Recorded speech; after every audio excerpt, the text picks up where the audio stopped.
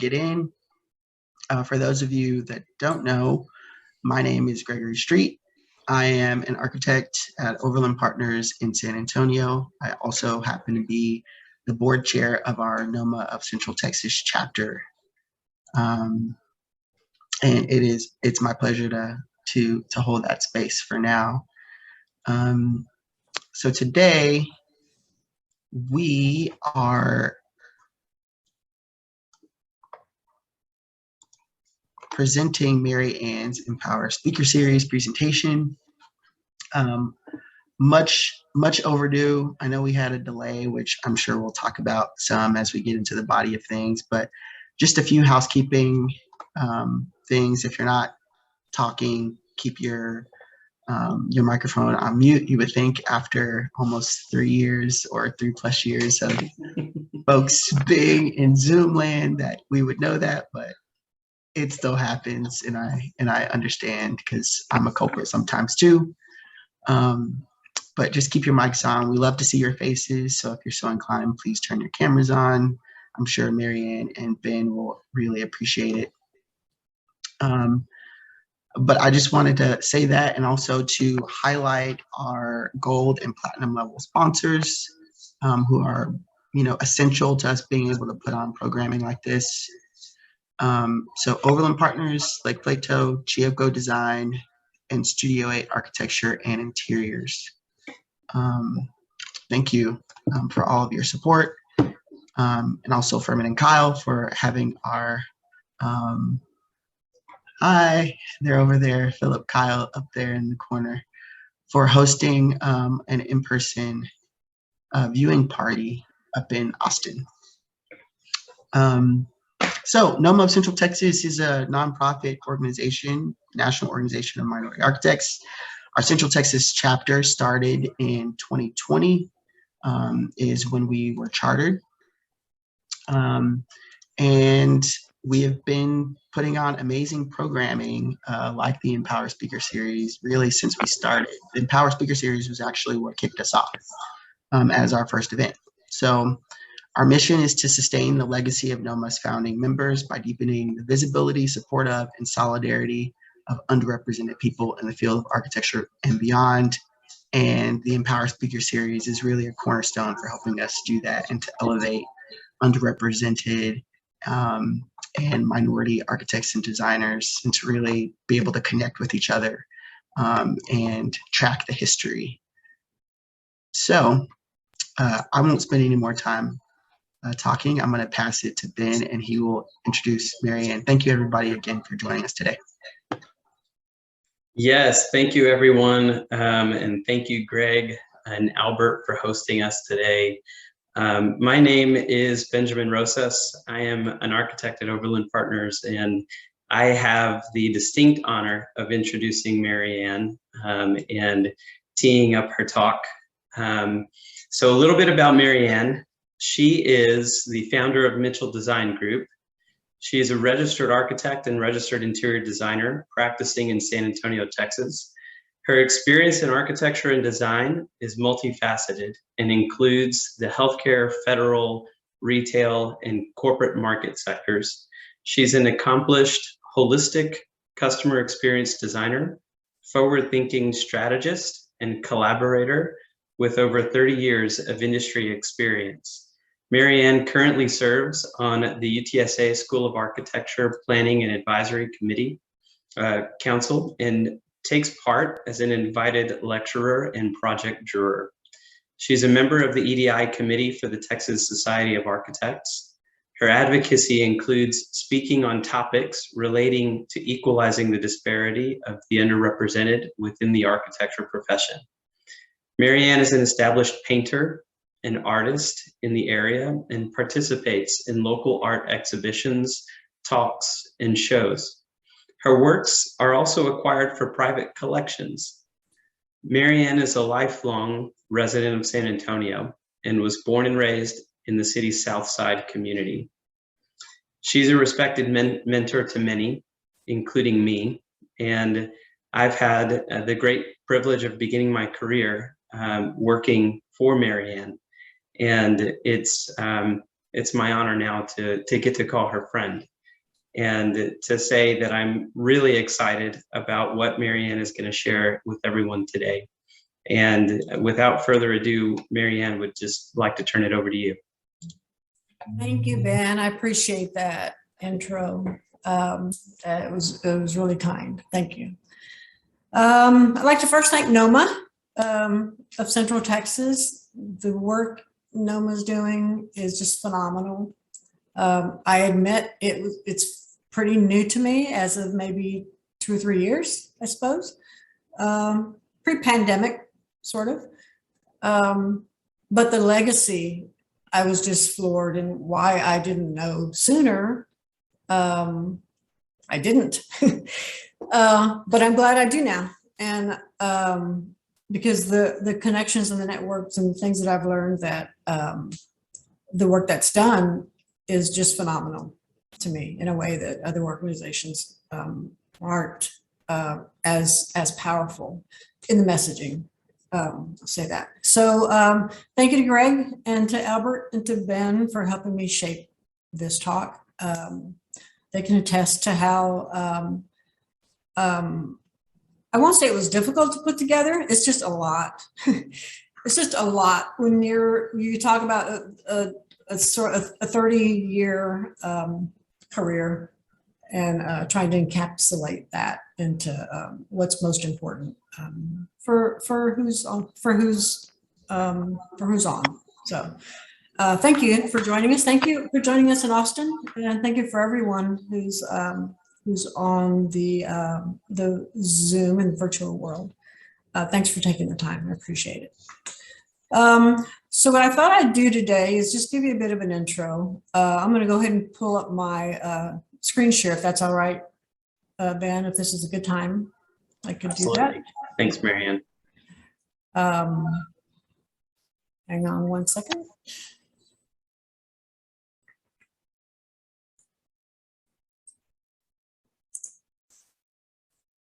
Yay. There it is. It's nice when it pops up the first time. It's nice.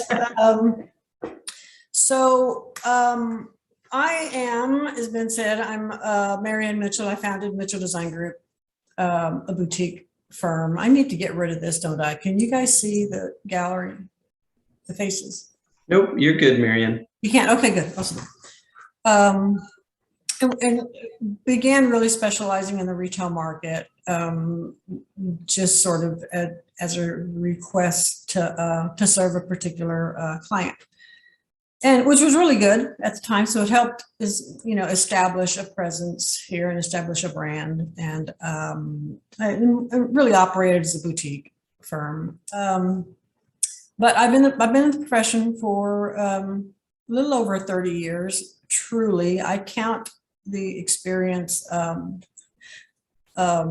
before, because I actually started in high school at the age of 16, working for a structural engineer through the VOTEC program of, I don't know what they call it today. I guess charter schools sort of have taken over in a broader sense of what VOTEC was intended for back when I was in high school.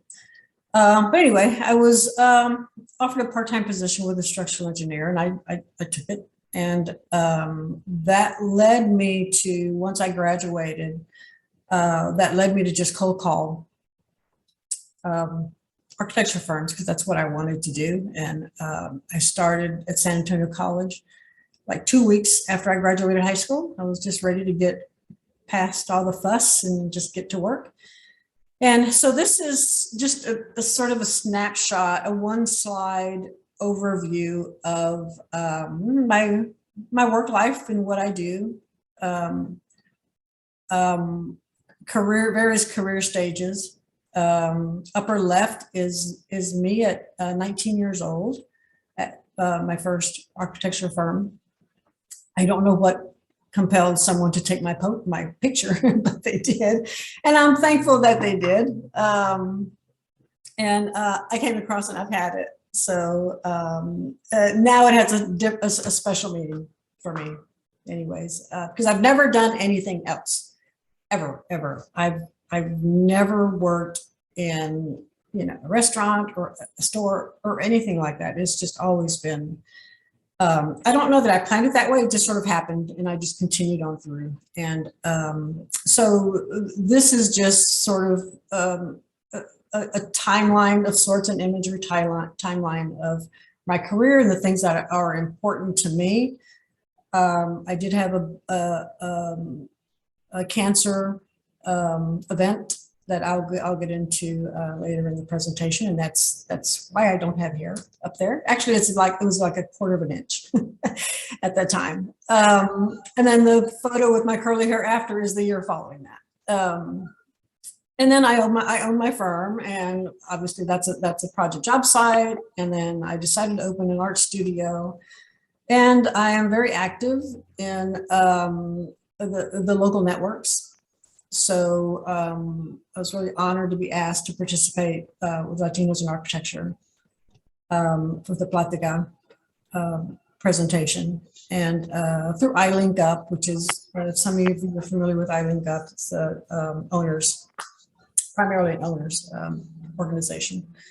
And then serving as a mentor through the San Antonio College in San Antonio, City of San Antonio program, which is what's on the lower left. And then at San Antonio College, I love to interact with students at SAC and at UTSA. It's one of my favorite things to do, is to serve as a juror. And then the bottom two are the things that I personally are very near and dear to my heart. I created the Be Fearless Foundation out of my cancer experience, and it was fantastic. We had a cycling team. Thank you, Alan. I see Alan there. Alan designed our cycling kit, which is awesome. We had some really cool cycling events. And then the efforts went to the MD Anderson Cancer Center Child Life and Young Adults program, which Mary Emily who's in that photo right next to me walking the runway, which is a different story. So, and I had Be Fearless somewhat active as for about 9 years, and 2019 came, and it's like, okay, it's just time to serve it differently, or the MD Anderson Young Adults differently. I was active in the Leukemia and Lymphoma Society as well. I can actually say I walked the runway. I was a runway model one time for a fundraiser, and that image is that. And then I am, most importantly, a mom to a son. So this is just, if I had to put my entire life from an adult forward through my career and the things that I value and are important to me, this is a slide of that. I've been in the profession for 30 years in private practice. I've worked for firms, noteworthy firms, for Powell & Carson, Garza Bomberger, I've worked for Parsons. I grew up, I think the most growth I've had in the profession was the long stint I had with HEB Grocery Company, where I sort of went up the ranks and became a director of design at the department. And I'm framing a lot of what I'm going to talk about around the period of my profession, of my professional career, that had the greatest impact and growth for me. Because I believe that I was age of 30 to mid 40s, I suppose, maybe early 40s. And life happens. There's so many things going on. And so trying to balance career and trying to balance wanting to grow as a professional and sort of blending those two worlds together. And thankfully, I had some really good experience with some really good firms. So I said earlier, I entered the profession at the age of 18. I'm sorry, at the age of 16. I will say at this point, I worked there for about 2 years, and that was my very first experience of sexual harassment as an 18-year-old. And I made a change, and it caused me to think, when I went to San Antonio College, it caused me to rethink the notion that I wanted to be in structural engineering. It impacted me that much. It's like, yeah, no, that's not for me. And I've always drawn as a kid, and art was always really interesting to me. And so when I entered San Antonio College, after taking a semester of structural drawing, that's what they called it back then, I switched to architecture and studied architecture, which was the right thing for me to do. Not just because that impacted that, but it propelled me to do something else, because in my mind, as a young person, that's what that represented to me. And I know that that's not true. That's not true. That was just an incident. I don't mean to downplay it because it really affected me. But so I went to San Antonio College. I studied architecture, and then family happened, and son was born. School took a sideline for a little while because private school for my son became priority. But when I did go back, I studied business administration with a focus in marketing, rather than pursue a degree in architecture. So, and I'm thankful I did. I was already at HEB, and I was sitting around the executive table with all the executive leadership, and I decided I needed to understand what they were talking about. And I also needed to understand how that impacted me professionally, because that's not something, that's not something that's taught or encouraged to pursue, even as an infill through electives. Study some business, especially if your intention is to open a private practice at some point. I founded 2 firms, Mitchell Design Consultancy, where Ben and I met, and there's our business card, Ben. I actually have yours too, but I didn't put it up here. Love it. And we did all the graphics in-house. I continue to do my own graphics and branding. It is one of the things I specialize in, and that just grew through my retail and customer focused experience as well. So, but Mitchell Design Consultancy was acquired after 3 years by a firm based out of Austin. We had an office here in San Antonio, and we joined them as part of that acquisition. And after about 1.5 years, I opened my private practice, Mitchell Design Group, and those are still my business cards. I took my photo off, but these are still the business cards. I just changed the address when we need to. But Mitchell Design Consultancy, that entity was became owned by the other firm. So I opened Mitchell Design Group, and still is today, and it's 9 years now, a little over 9 years, I think. During that time, I founded the Be Fearless Foundation, which I mentioned earlier, which supports teens and young adults who are being treated for cancer, and in the Anderson Cancer Center. They have a really great young adults program.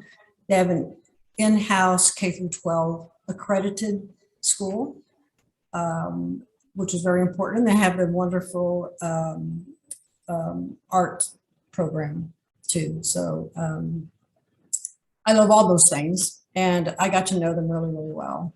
And so I created the Be Fearless Foundation to serve that purpose. And I also served as the director on the AIA. I served on the board for 1 year, and I served as treasurer for 2 years. And then the decision was made to go off board for a president, and I was not chosen to be the president of our local chapter after my service there. So I continue to serve. I always have. I've been an AIA member since 1992. It's been really fantastic from a networking standpoint. If you're not active in AIA, I encourage it and continue to just maintain that network. Same for NOMA. It's super, super important. They supported me when I needed it most. And I've got some really great friends. So it's always good to have a network of peers to and mentors, and emerging professionals have become mentors to me. So it's very much a mutual sharing or mentorship, and it's become invaluable to me. So I encourage you to be a member of AIA. I was also the Federation of Pan American Architects Associations officer, Secretaria Ejecutiva in particular. I was very fortunate to be asked to take on that role after an exit of someone else who was serving in that capacity. And it took me to Latin America. And so if you're not familiar with FAPA, it is the, I'll just use AIA as an example. It's the AIA sort of equivalent of all the countries from the very top of North America down to the very top, to the very bottom of South America. So these components come together, and it's usually just two people, maybe three, and it is set up much like a professional organization in terms of you have these leaderships. You've got presidents, you've got secretaries, and you've got treasurers, and you have directors. And what we do is we would share what was going on within our profession, professionally in the workplace, around sustainability and the environment, and around education, and primarily around interacting with universities. So what that helped me was I was able to connect and participate and listen and interact on a very personal way with the university students and see the work that they were doing. And until you step out of your backyard, you really don't know just how great and wonderful the work is elsewhere. And Latin America just has some really phenomenal projects in architecture, and it's talented, lots of talent. So I served in that capacity for 2 years. I'm currently the chair of, or I guess I'll be 2020 when the semester starts, chair of the UTSA School of Architecture and Planning Advisory Council. So my term would officially start at the beginning of the fall semester and then go through the year. So I'm looking forward to that. Some great people on the council, and I'm excited to help contribute to the shaping of the new advisory council. It's not new. Had been an advisory council. It's just being done in a new way, and planning has been integrated in. So it's a great, I'll call it a reinvention, opportunity for reinvention, I think. And I've had my firm for 9 years now, a little over 9. Just had our 9-year anniversary. So this is where I've left my mark. And I encourage folks, if you've not stepped back to take a look at all the projects you've worked on, no matter where you are in your career, you should start doing it. Because it brings a not just awareness, but there's a level of validation personally, not necessarily validation from other people, but it's a reminder to yourself. It is to me. And as I was putting this together, I just thought, I'm counting. Okay, I've got projects in San Antonio. How many did I do? Oh my gosh, that many? Where are they? And I can tell you from my early career in doing high-end custom residential, I know where each one of those big houses are in Hill Country Village and in Johnson City, and then on Cielo Vista Road, and I remember who they were for. And the same is true for all the projects I did in my 12 years while I was director of design at HEB. I know exactly where they all are. And I know exactly when they started and how they started and who was on the team. And I used to love just flying into Monterey and being able to spot my buildings, because you'll see in a minute, you can spot them from the air. You'll see why. So these are the projects I have here in San Antonio. I mean, here in the state of Texas. They're a little bit all over the place. And even in some places, you know, that I couldn't figure out how to get to. It's like, it's far enough away, like San Angelo. It's far enough away, like, where do you fly? If you're going to fly into some place to get there, where, you know, is it easier to drive? I mean, it's just, you know, we took the company jet at the end of the day because it was more cost effective. And I've got projects in the Northeast. These are most recent. 2016 through 2019, they're still doing rollouts. So I could legitimately count anything that's been post mid 2019 as one of my projects, because I designed that prototype in the rollouts, and there are 3 different kinds that are, it's like a 200 store rollout in the Northeast coast for this retailer. But for the time that I was there, and these were the ones that were built. It's got 6 in Pennsylvania. I never imagined that that's where I would be, even though I was not there. I was there sort of full time. I would fly back and forth about every 4 to 6 weeks. And then I'd have a week here at home, and then I would go back. So I was kind of, I had 1 foot here and 1 foot and most of my body over there. But it was quite fun. It was a different challenge, you know. Before that, my exposure to retail was big box retail. And so you go from 140,000 square foot, 170 in one case, 1,000 square foot facility to a 6,000 square foot facility. And the missions are the same. The challenges are, you know, from a customer standpoint, from a business standpoint, from a departmental standpoint and leadership standpoint, the goals were very much the same. So my challenge was, how do I go from big giant projects, including the big giant projects that I did for Parsons at Fort Hood, to this tiny little project? I mean, to this little tiny footprint. And it was quite fun. It just posed a different challenge for me. And they're making tons of money. So at the end of the day, their return on investment, and I one of the last things I said when I came back was, don't mess with it. Don't mess with it. These will be this is the cash cow format, all 3 of these. So just keep building until it's time to do next gen. These are my projects in Mexico. So I've got thumbprints in Mexico.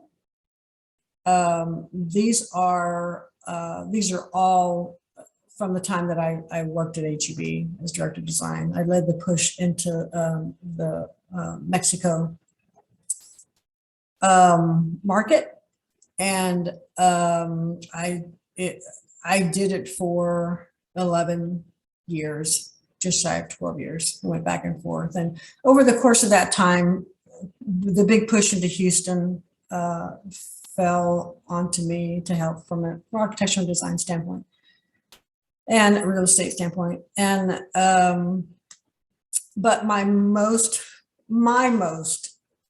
favorite time in my career, if I were to like zero in to a point of my career that was the most impactful and brought me the most growth, and the most challenging and the most change in me as a person and as a professional, it was the time I spent working on Mexico projects. And here's why.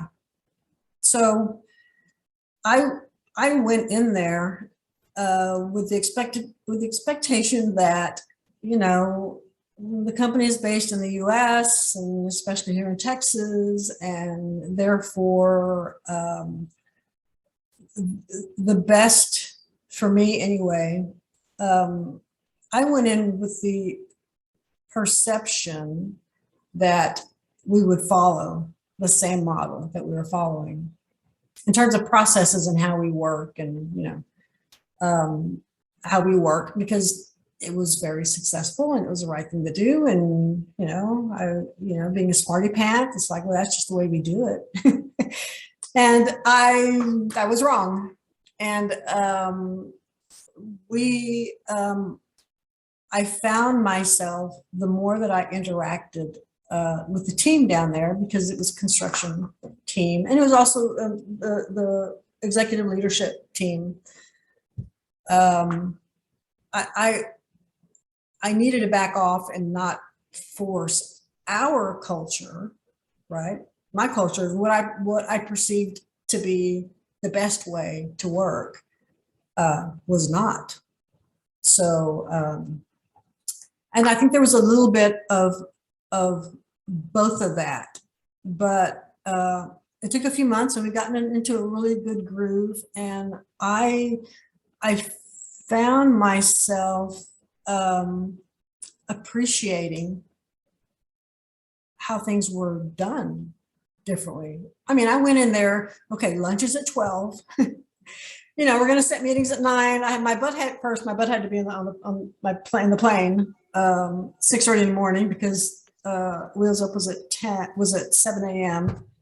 We'd arrive at the office at 9 a.m. Immediately the meeting would start. And it started with, asking how the kids are. And how was the family? How was the weekend? How was this? And that's not how we started meetings here. We were starting meetings at 9 o'clock sharp, and we were going to go through the agenda, and then we were going to wrap up, and that was it. But I began to appreciate that difference, in that it's much more of a European sort of style of work. And I began to appreciate, although sometimes I had to have snacks because lunch came later. We didn't break for lunch at 12 or 11:30 when I liked to. They did for me at first. They really did. But lunch turned into a really nice time to break bread with someone and get to know them. And folks went home to their families because the kids got out of school at 1:30. So the folks would, leave and go pick up their kids and go home and have lunch with their families. And then it was time to get back to work about 3. So there I was, sometimes starving at 11:30, and they were being nice to eat early, but the restaurants weren't ready to serve. If you've ever left the country, folks have a different timeline and a different way of doing things. And I just began to appreciate the concept of going home and spending time with your family, seeing the kids leave school at 1:30, and with all their friends, because they would pass by, from in front of the office.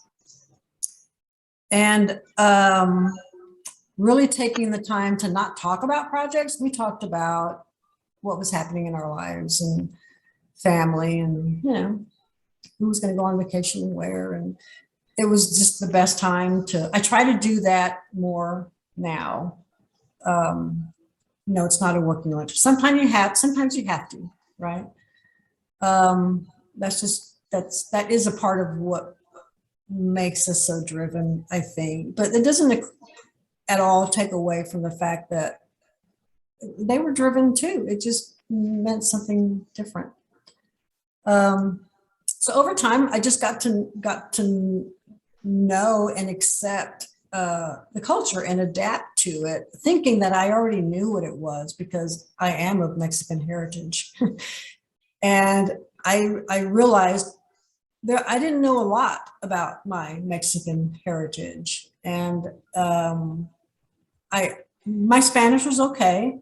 I did get a coach, a Spanish coach, to learn and speak and write professionally, because I was interacting with developers, and the executive leadership and our consultants. And so it was really, and presenting to local jurisdictions as well in Spanish, and then writing our meeting notes in Spanish. And therein came a time of we were beginning to just sort of hybrid both. So they were attempting to accommodate me, and these are my colleagues I'm talking about when I say they. Wanting to accommodate me, so they'd speak to me in English and I would speak to them in Spanish, and then, you know, it just sort of came that way. And then I finally just said, I'm not going to learn it if you talk to me in English. And then I was told back that particular instance, well, I'm not going to learn English if I talk to you in Spanish. I said, okay, well, that makes sense. I get it. And so we got to where we just sort of appreciated the fact that we were trying.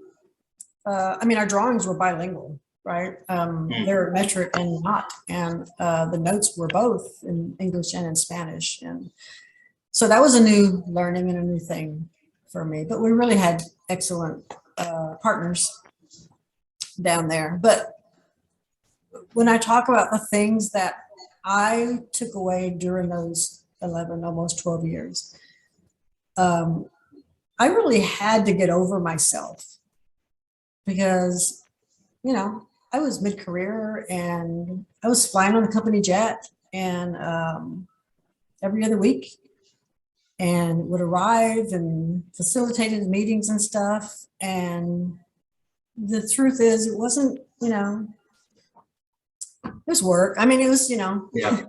it was a lot, sort of sounded glamorous in the beginning, but the fact of the matter is it was no different than me driving, you know, from one side of town to the other. In that same amount of time, I'd flown, you know, from the hangar to Monterey and into another office. And then, and then flying back was the same. I was still home at 6:30, same thing. It just became very routine. But through that routine, I learned a lot, and I grew, and I changed my expectations, and I learned how to communicate with others, which then later helped me as I was going to South America, Central America, to just be more appreciative and present. It impacted, it helped, I should say.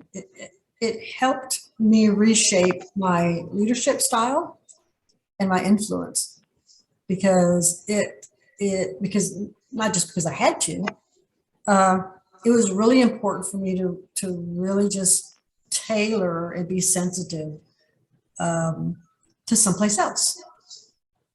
And it was a mutual thing, but it is my most proudest collection of work, I think. So when you see all those stars, they're on the Mexico map. Those are, I call them my thumbprints. It really is my best work. And it was the most fun. And I was mid-career. And I still treasure and value the time I was there. So here's some examples I'm going to go through pretty quickly. So this is retail in Monterrey, and a lot of the projects I'm just going to go through is my Mexico time. So these, I would draw a bunch of these little thumbnails. This is like 2 inches by 3 inches. It's like on the back of an index card thing. And so as we were talking about what the store needed to be in, it was on this like postage stamp size site. The only way you could go was up, and it was pretty natural to do that in Mexico and in Europe, right? So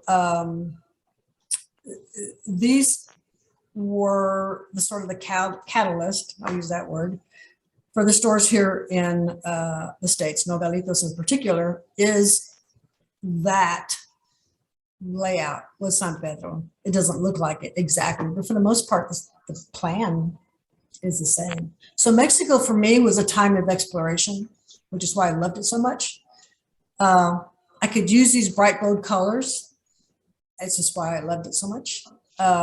Totally went off our standards and created some special environments and special building places.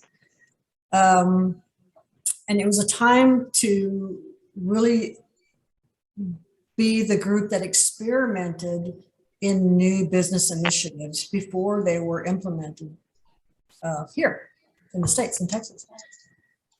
Not many people know that. For instance, Bio Hogar, which is the home department, we did it in Mexico in, I think, 2001, I think.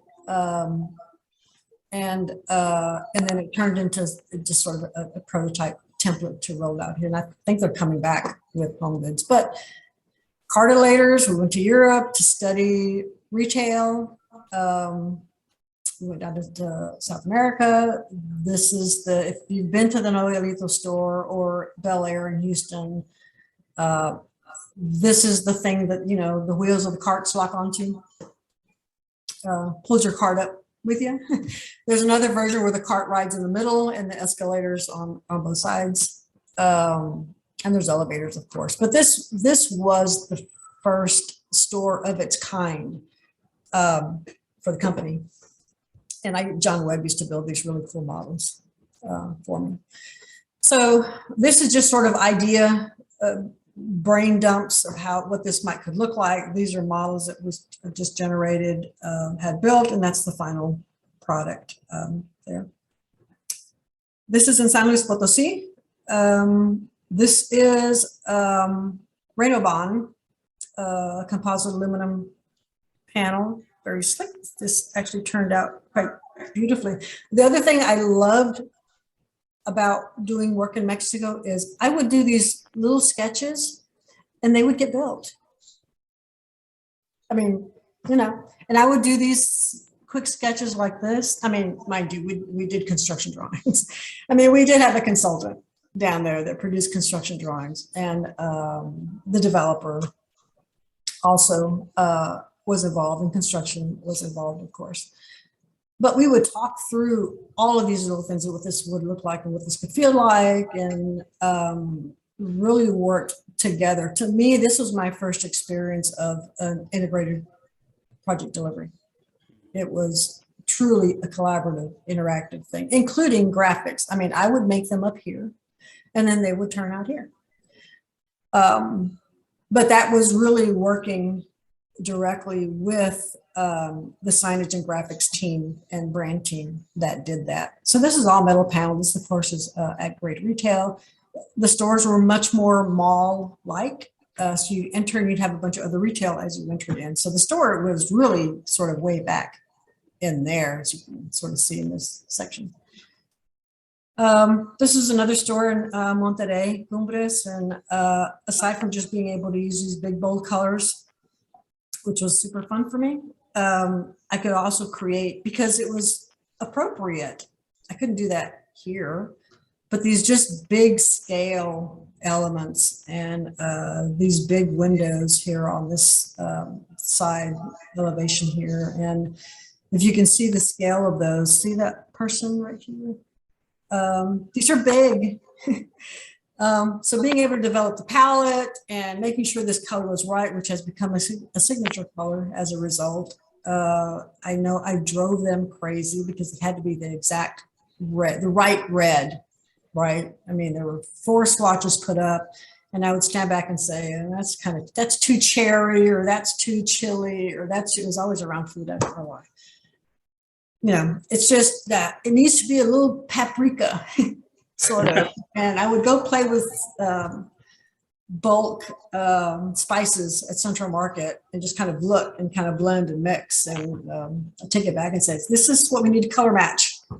Because it didn't exist in Pantone. It wasn't a Sherwin-Williams. It wasn't anything. And construction would go and just do a color match. Color match was kind of new. And usually they would just give me a Pantone color, and I wouldn't find a Pantone color. I truly had to make it. But what was cool about that is it really turned out like it was, and Howard Butt would stand back and say, I can't see the difference. I mean, they're all red, Marianne, just, can we pick one? It's like, well, it needs to be, a little more chilly. And then we did these really cool embossed things that we had not done before. And you can see inside the store when you're standing here, hadn't really ever brought daylighting into projects before of the scale. The fresh department is right here. So if you're standing in produce and you look out, you see the mountains through the windows. So being able to sight and being able to give the customers the experience of how things could feel differently and really bring fresh in. These also had skylights. But understanding the customer's journey and the people that use the building day in and day out who work there, as well as just being a designer and wanting to make that, as best as it possibly could be, down to the right red, brought me a lot of just joy and growth. And it helped shape some of the projects and how I communicate today. As I communicate how that experience really impacts on an emotional level to the people that use the building, regardless of what the project type is. This was actually my very first building. I used magenta and electric blue and these beautiful mountains. This is one of three. There were other two sister stores like it. And this was more your traditional sort of, there was a bunch of retail in it, but this was less mall feeling unlike the other larger ones. This is a project in Leon. Again, I sketched these things out and I thought them through and I thought, how could this, what might this look like? And sometimes it came out exactly like my sketch and sometimes I feel like that's just a little bit short of where I wanted it. But still turned out pretty great, I think. But including the graphics that kind of sit on the ledge there and these portals that came in, and I loved that every project was different and it was appropriate to its place and its community without losing its flavor and without it looking like it was like everybody else that I felt there was too much of here in the States. Absolutely beautiful, Marianne. Hey, Marianne, we have a couple of questions coming in the chat. And I was thinking maybe as you're flipping through these next few slides on this work, you could speak to how important you believe language is to understanding culture, and what it was like just negotiating the language differences through the body of work. That's an excellent question. It is extremely important. And there were times where it was sort of a mutual learning. And the Spanish I grew up speaking was more Tex-Mex. I'm a Tejana. I'm, eighth generation. Sort of been here. So thought my Spanish was okay, even though I didn't really grow up speaking it. I can understand it. But I go down there and I'm facilitating a meeting and I use the word troca, which was no big deal. We use troca here in the States, and it's a bit Spanglishly, but I had to learn that was not right. So I would get teased sometimes. It's like, no, it's not troca, it's camioneta. It's like, got it, okay. And then I would hear someone refer to an 18-wheeler as trailers. And to me, it's like, well, that's the same thing. You just did what I just did. Yeah. I mean, right? Yeah. How was that different? And we'd be out to dinner. One of the best things to do in reaching a level of understanding and communicating is to have dinner, with folks. And that's when I first learned that haiba is crab. But it took us a little while to get there, because I never heard of the word haiba. We were in Tampico, actually. We were in Tampico having fresh seafood, just outdoors. And the construction manager orders haiba and something else. And he does this. And I said, haiba, ¿qué es haiba? And he does this, like this. I said, lobster? You're going to have lobster? I want lobster. He says, no, like, so I'm hand gesturing like this, lobster, meaning, the big one. He said, no, they like this. And so we went everywhere from octopus to lobster to whatever. And then it finally came and it was crab. So I learned a new word, and that was, that came in both directions. That's awesome. When it came time to, as time went on, if I spent a full day there and even a couple of nights, my mind was processing in Spanish, because I'd watch the news, I'd watch whatever was on TV. It was just sort of this intuitive thing I no longer noticed and had to think about translating. It just became so comfortable and normal just by spending time there, right? That's a really good question. One of the things that I loved most about the work that you've shared so far at HEB is just the constant and persistent rigor around the study of color. And I know that that's important to you as you began your artwork. But I think just maybe walk us through the importance of color here, and then transitioning sort of into where you are now into art. Where has that led you? Yeah. So the color palette is such an important part of the culture, right? And I would say it is more so in Latin America than any place else, truly. I mean, it just is a part of everyday life. It's in everything. It's in the food. It's, it's in the architecture, it's in the homes. And I grew to just, and I did projects here too, sort of simultaneously, but I wasn't able to stretch the way that I could in Mexico. And it being encouraged. I mean, presented a project one day, and I didn't do it, but it was once on my team, and I was encouraging, they're not all mine, that I don't have to be the one to design them all. So let's do this. And the feedback was looks a little morbid. Where's the color? It was said in Spanish, but still the message was the same. Color is just so important. And the fact that I got to do that nearly on a day-to-day basis, I was just really in my element. Interiors and building exteriors. There's some urban retail. And it translates into what I see and what I do and how I paint. And it really took away the fear of, I'd always just drawn and sketched, but I was always afraid to apply color to it, because I was afraid of messing it up. And so I really avoided painting, and I really avoided anything more than Prismacolor, because I couldn't get it off. I couldn't get anything else off.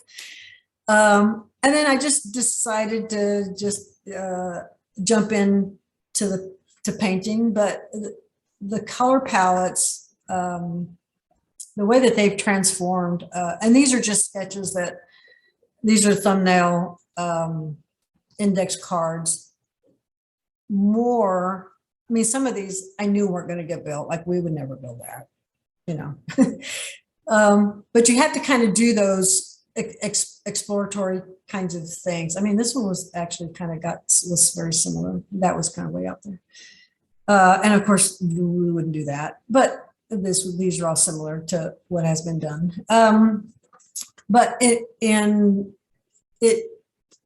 the more I got away from being so stringent with the rules of how to apply color and what I apply color to, the freer I got. And I just accepted whatever was going to, happen was going to happen as a result. And you can always paint over it. I mean, I had to get past or accept the fact that, oh yeah, I can always just let it dry and paint over it and start over.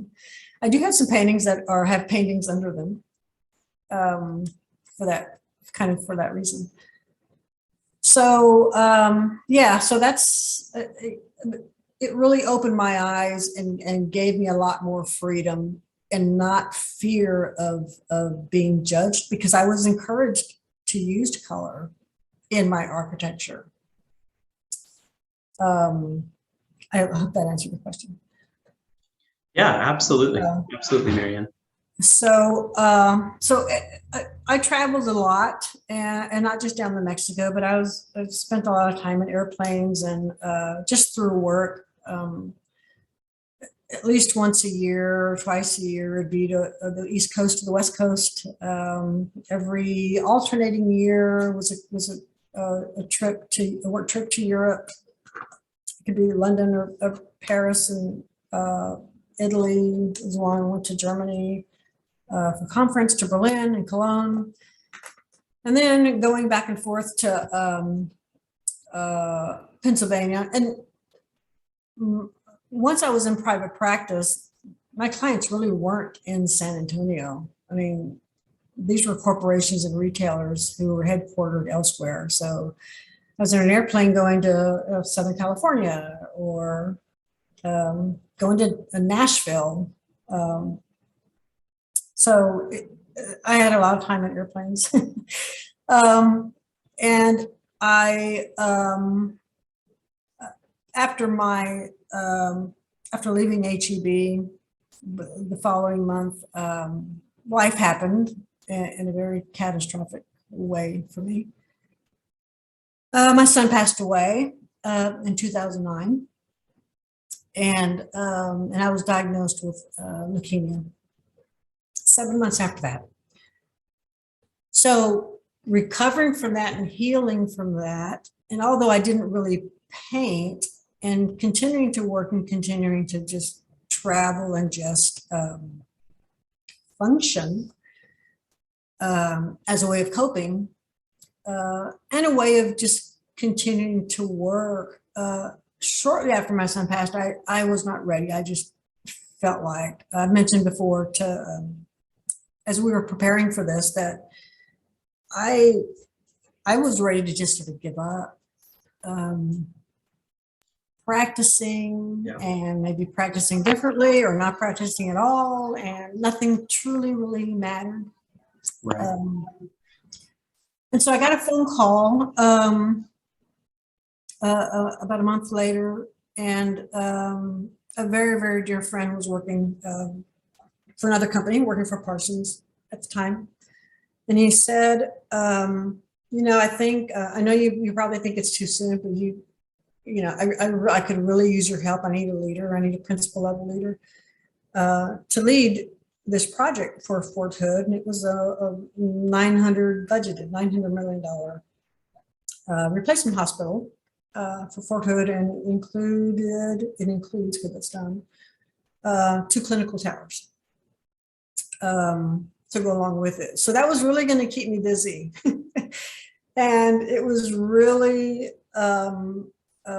facilitating programming interviews, and because the task order was to produce an RFP to put it out as a design build project. And it was, in my mind, it was not something I was really interested in doing. So I said, no, I'm just, thank you, but I don't think it's time. And he said, okay, I understand. And he called me a month later And he says, you know, kiddo, I think you need to get back to work. And I think this would be the perfect thing for you. And he was right. He was absolutely right, because it was purposeful in that what the project was going to serve. It was serving the soldiers who were being hospitalized and their families, those that had served. And so that was an important, purposeful project for me. But it was also the type of work that was just, I thought at the time, I thought it was dry enough that I didn't have to put a lot of emotional energy into the product. In other words, not necessarily the reason why the project was going to happen, but the deliverable. It was a lot of writing narratives and dictating or creating design criteria and programming interviews and shredding and trying to get to, you know, how teams function and stuff, and bubble diagrams and adjacency matrices and those kinds of things. And it was pretty much, you know, tasks, and it was really what I needed at the time. And I had Mutual Design Consultancy at the time, and then you were at the office working, and I was working at Parsons after that, about a year or so after that. And so I really took on a lot just to stay busy. It was my way of coping. So I just worked, you know, I served on committees. I was on the Luminaria, the Lights Night Out, when it was pretty early still, Luminaria. I was on the steering committee for a couple of years. And it was just, I just threw myself into staying busy all the time. So that's, you know, I was existing essentially, but it's what I needed to do. And it helped me process. It gave me the time to process. It kept me connected with folks. Parsons was phenomenal. The people were phenomenal. I began to, just through the process of staying busy and having some time away, because I spent, you know, it was 1 week there and 2 days here, and then 1 week there and 2 days here. And appreciating the service that the soldiers and those that are around were around, that I had to interact with, and not just to provide a deliverable to them, but again, having dinner with and learning about their stories and sharing my story. And through that just sort of came an acceptance, because there was some commonality, although the circumstances were different.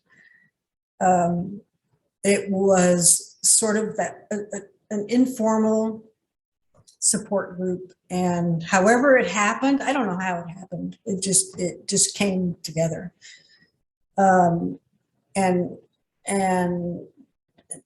talking with officers and non-commissioned officers and other staffers who faced loss. Their circumstances were different because they were associated with the military in some way, shape, or form. Soldiers were coming back, by the way, during that time. And it really changed my perspective on living to work and just trying to exist and trying to get through, to leading a life of service.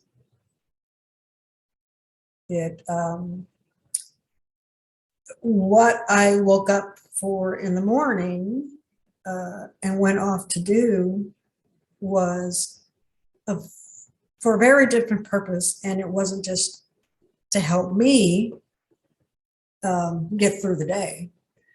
And through that giving and through that servant's mindset, I think helped me shift my focus. And it brought a new, I use the word regeneration here because it truly was that. It really was changing, a life-changing experience for me. So 3 years before that, I didn't realize that that's what that was intended for. But I did. And then I went, spent some time working on the Center for the Intrepid over at BAMC and at the BAMC Hospital, which also, came together in a different way and helped me see the importance of, because those soldiers that were coming back were the same age as my son, right? So I'm seeing them in the dining hall, missing limbs with their child on their lap and,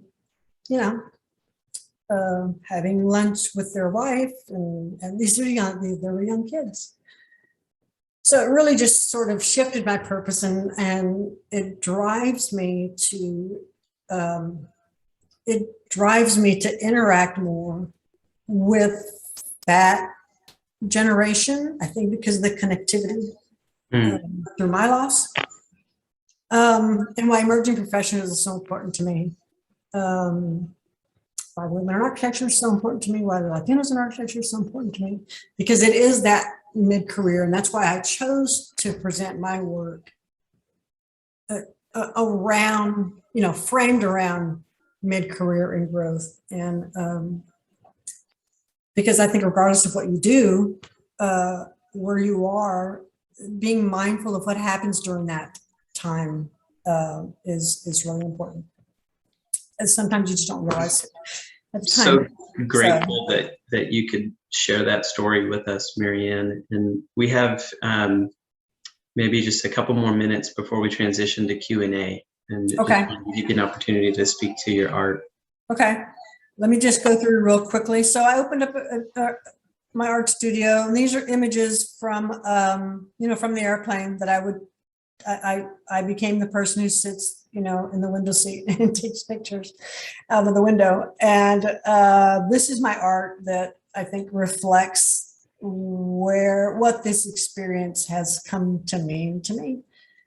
I have no explanation for how these happen. They just happen. They are they're not easy by any means, but I do go pretty deep through the process.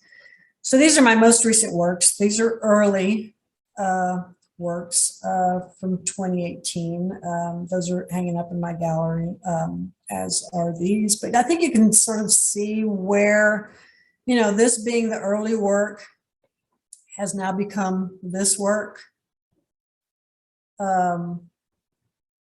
Because of it is just digging in deep, and it's a reflection of the emotional pain and turmoil and joy and all those things sort of together. These are just sketches I do. Sometimes they're teeny tiny.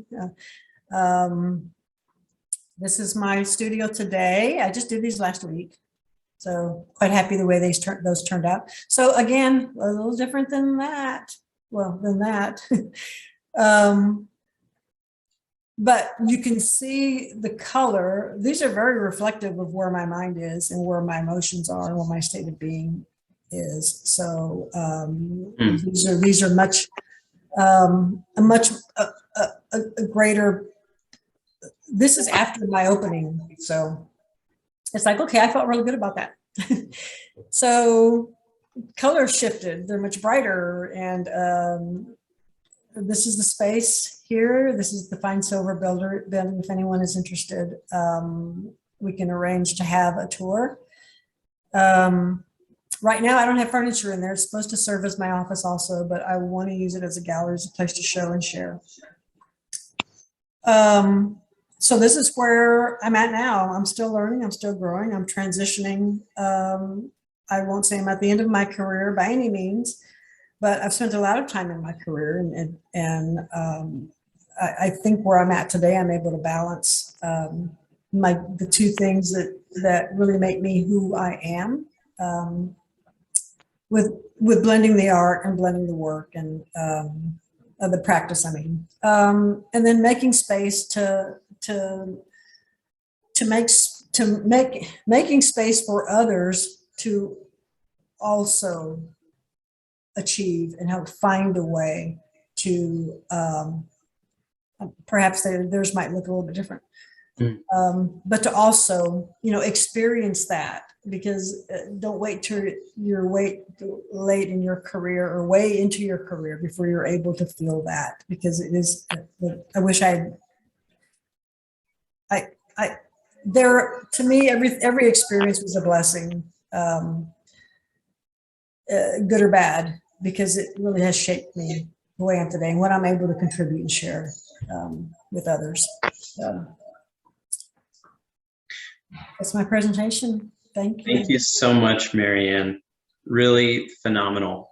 I just love hearing your story every single time. I feel like I take away something new. And you have so many fans of your art. I think you should know that, and of your work.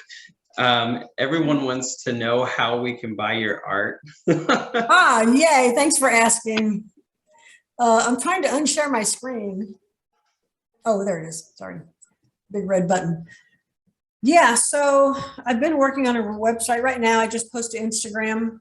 We'll make it available through there, but because I've just opened up the studio space and acting as a gallery space now. You can have my email address, send me an email, send me a text message. You can find me on Instagram, Alcorta Art Studio, Alcorta_Art Studio, because that is my given name. I am reclaiming my given name. Because my given name is what I was born with, and I was born to do this. So therefore, anything I've created, like that has been, I've used put my given name on, my maiden name on. I love that. Well, I think Greg had mentioned early on, if you all have any questions, just to go ahead and enter them in the chat, or I don't know, Greg, I mean, we're a small enough group where I think if you have a question and you want to ask Marianne, I mean, feel free to. Otherwise, I have a couple questions that I could tee us off with.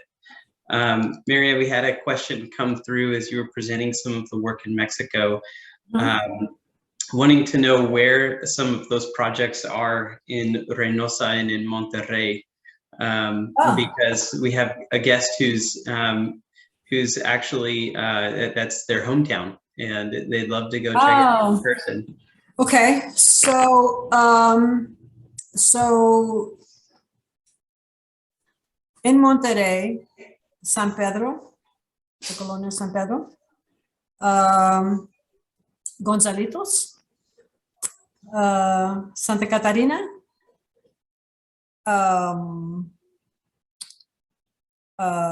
Lincoln. That's awesome. I think we're gonna need we need an annotated Google map with just a whole bunch of pins dropped. Well, I was thinking of doing that, but I couldn't find a good map to do that in. That's awesome. No, that's so cool. Yeah, so you can also, well, I guess you can also Google. If you Google HEB stores in Mexico, you will find an article that I didn't contribute to that quotes me. I didn't say anything, but it has, they took photos off our website. I got in trouble, but you can see those stores, and I think they show where they're located. But if you're familiar with Monterrey, you're familiar with the San Pedro area, Gonzalitos probably especially. Awesome. Yeah. Well, I think what you just said is kind of interesting, Marianne. I think it would be great if you could speak to, just after hearing you say you were quoted and you didn't say anything, it made me think, what has it been like for you navigating the profession as a Latina architect? The profession as a whole, there aren't many of us. For one, if you think there's not many of us today for mid-career professionals, there's far fewer of us of my peer group, my generation. was really, really tough. I feel like I had to, and I still do. It hasn't changed, unfortunately. I still feel like I have to work doubly hard and prove myself. Also, that market sector that I spent, it's not my entire career. I didn't spend my entire career doing retail architecture. I talked about it today because of where it lands in my story, and because it truly was the most fun for me. But I've worked in other market sectors, and I'm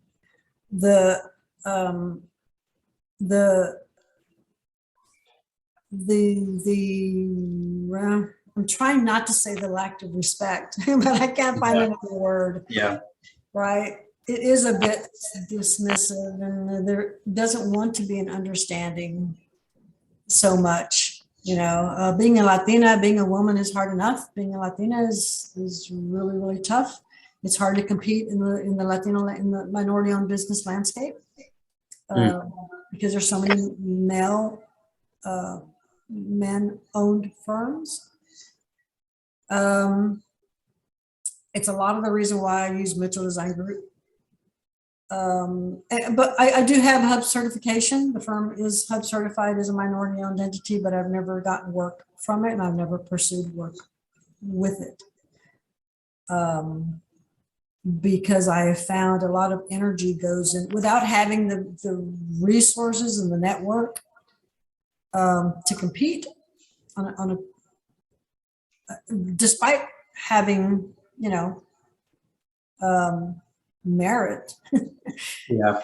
You know, it just isn't weighted the same. So it's really, really tough. And that's a lot of the reason why I steered more towards private owners, private projects, because I have a less of a fight for work space.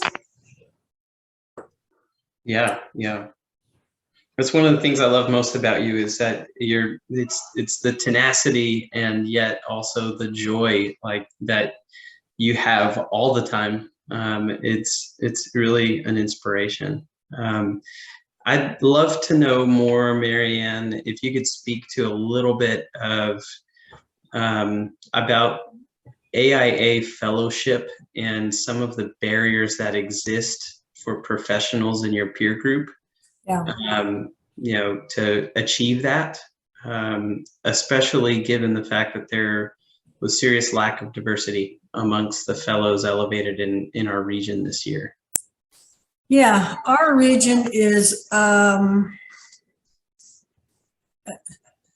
tendency is for fellows committee, and I know I'm speaking in generalities here because I know my sponsor doesn't have the same view. But there's also fewer women to choose from. It's better now than when I was nominated in 2015, I think it was. And the body of work of women is so much stronger, in my opinion, in terms of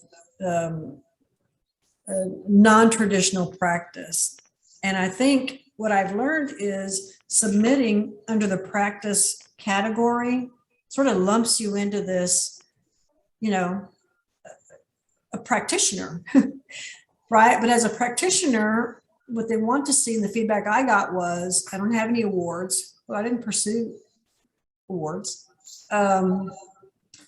And I don't have a national presence, despite having international presence in projects and in the Northeast, physical built things. It really is, what is it that you do that makes people want to do what you do? And it's hard to make my market sector that I had been focusing in and what my package was about. It's hard to make that sexy because you just associate it with, you know, going shopping. Well, it's not. It's an experiential thing. And guess what's the buzzword today? Experiential right.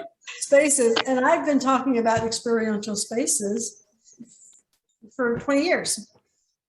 And right. And how what we build impacts the user and the customer, I'll call it customer, and the community and all those things. And now it's sort of a sexy word. It's the buzzword.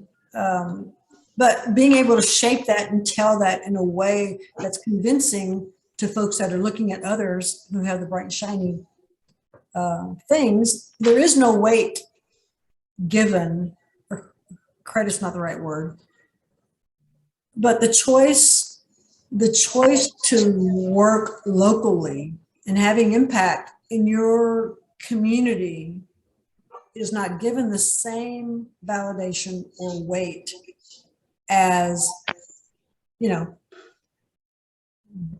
being on the circuit, Yeah. you know, the speaker's circuit about any particular thing, or, you know, having something published. And a lot of effort goes into getting things published, and I haven't done that. I write other things. I don't write really about my work. But I think it comes down to what the committee considers to be of value, or has considered it to be of value.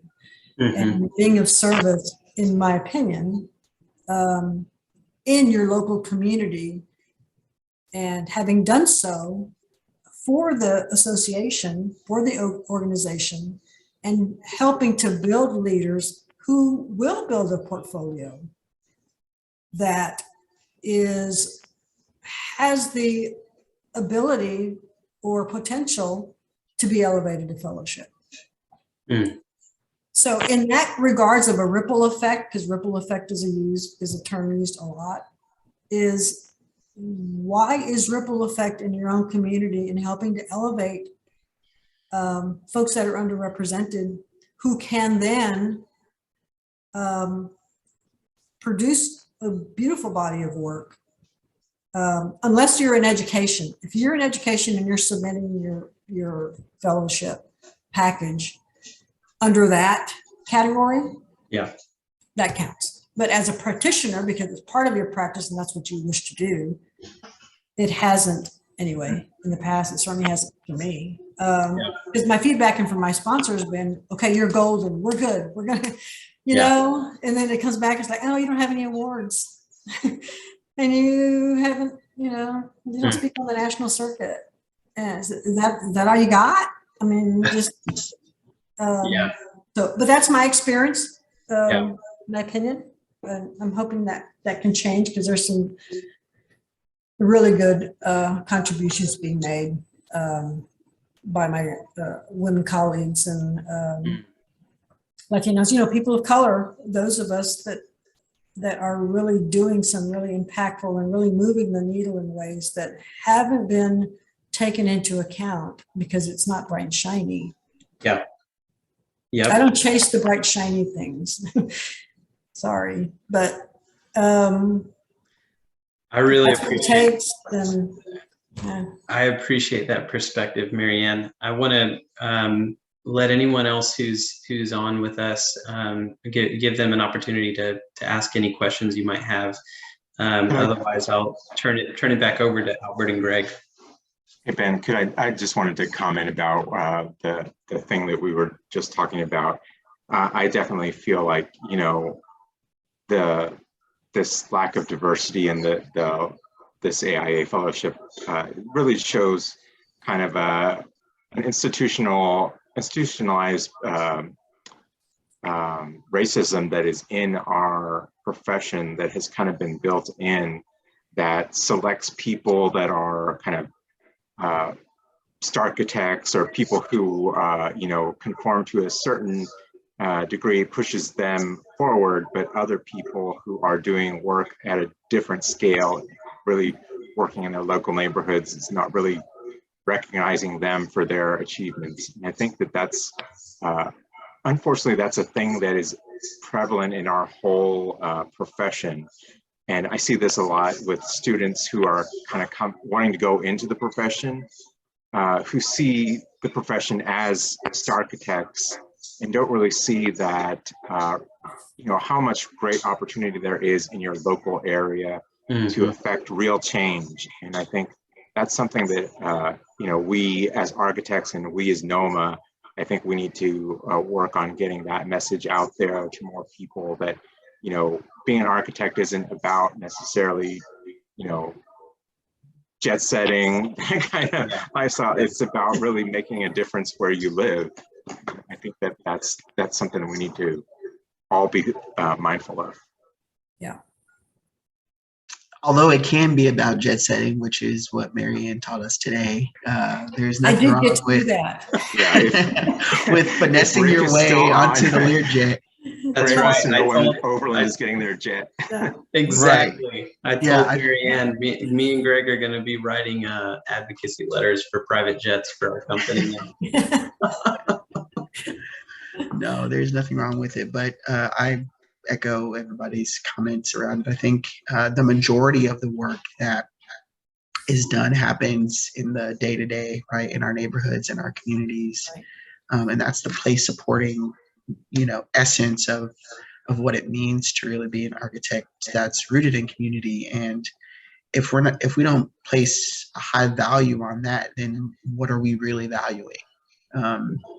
So I agree that it is the goal and should be included in the mission of not only Central Texas NOMA, but all of our NOMA chapters all across the country to really push that narrative and figure out how we can advocate for more equity in not only the AIA fellowship pool, but also in how awards are being determined and who the winners are at the end of the day. Yeah. Maybe there should be more weight given to folks who have committed more than just, you know, their 0.5% or whatever of pro bono work, but have really developed a posture, right, a professional posture of servant leadership that is, you know, again, committed to community and working in the confines that that they live in. I think is really, really important. Yeah, agreed.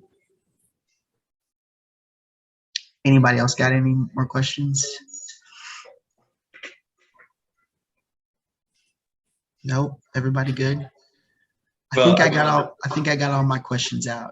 Me too. And I was just gonna just say how appreciative I am to everyone to carve out the time out of their evening to listen to Marianne's story. I mean, Marianne, you've had such an impact on my life, and I'm just so proud that I get to be here presenting you. And so I'm especially thankful to you and the influence and impact you've had on my life.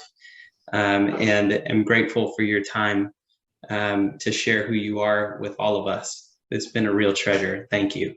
Thank you, Ben. Appreciate it. Thank you, Marianne. So just to close this out, Marianne's playlist will be on our website, and it'll also be. I'm gonna close this out and play it for everybody. But I just dropped it in the chat. If you aren't connected with NOMA and you want to be connected with NOMA and help us do this amazing work and elevate other wonderful professionals and colleagues of ours in the architecture space, join the NOMA chapter. Figure it out what it is that we're doing and how you can contribute. And I know you know, Jasmine will co-sign for me. No thing is too small. Anything that you can kind of add to at whatever point it is you are in your career and in your life, come join us and add that. Just do that and like be very particular about what it is that you're saying yes and no to. Even though I'm probably going to try to get you to do more, you can tell me no. But join us. I think this thought leadership is really, really important in Central Texas, and NOMA Central Texas is committed to providing that and also tracking the history, right? So Marianne's discussion today will be up on our website. It'll be there as long as we keep paying Squarespace. And I think that we will. So this has been wonderful. Marianne, thank you for your time. and your Thank you. commitment to all of those things. We really, really appreciate you here. You're welcome. Thank you for all the work that you guys do. Appreciate it. All righty, friends. I will share. Oh, let me see if I can put my email address in here. Attempt to before we share go. my computer audio. Miguel, it's good to see you, man. We'll stick around for a few minutes. If anybody just wants to chat about any of the things, please stick around. Oh, it looks like C1A is joining us. Sorry, I was in mute. All right, man. Yeah, it's great to see you, Marianne. Yeah, it's been a while. It has been a while. We need to grab lunch. We need to break bread. Yeah, anytime. You know that. I'm excited to hear about what you're doing now. Yeah, it's definitely something new for me, but it's something I've always been passionate about and wanting to do more, and just very happy that I'm able to put those skills to utilization, you know, even though I have all that other experience behind my back. And, you know, I owe a lot of thanks to you too. It's just like Ben, you know, I started with you and got me to where I'm at here. And, you know, you're a great mentor. You've been my mentor. You know, you've kind of helped me along my way. So I mean, you know, words cannot describe, you know, the hugest impact that you've made in my life too. Thank you. I appreciate it. I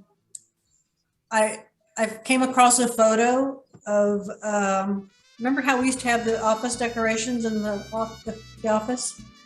Yeah. And we had the skeletons and the fiesta stuff and all that stuff. And I came across a photo thanks to Facebook.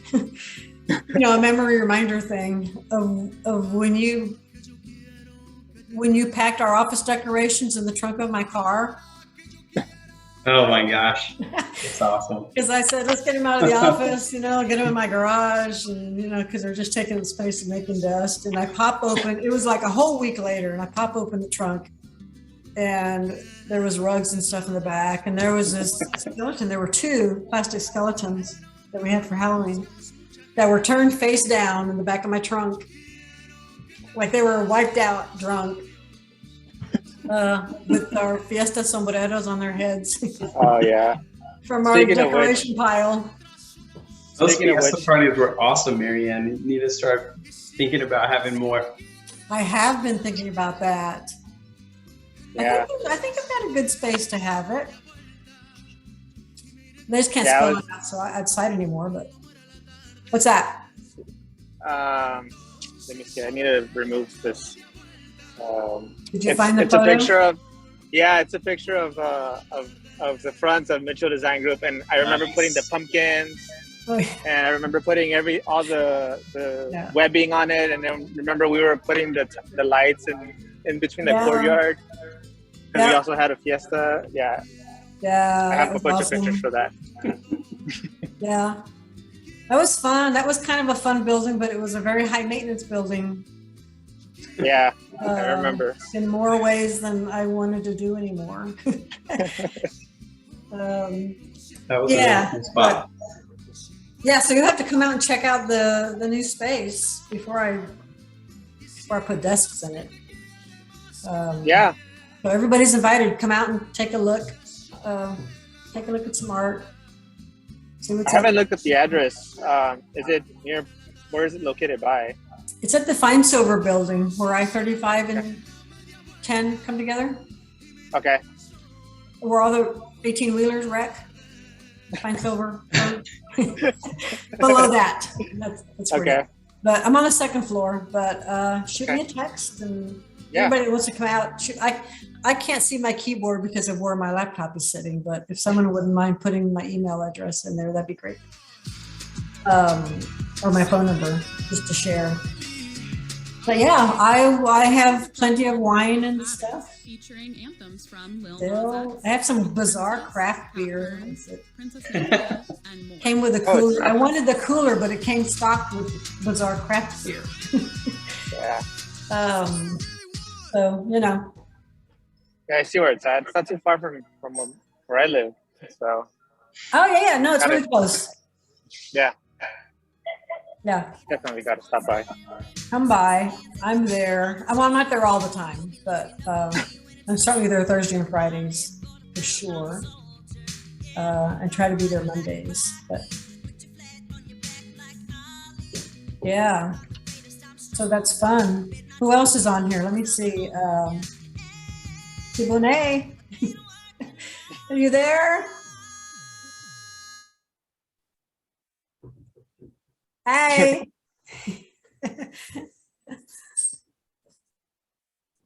She's on the bus. Oh, yeah. Okay. Aw. Oh. I'm glad to see you. We'll catch up, I'm sure.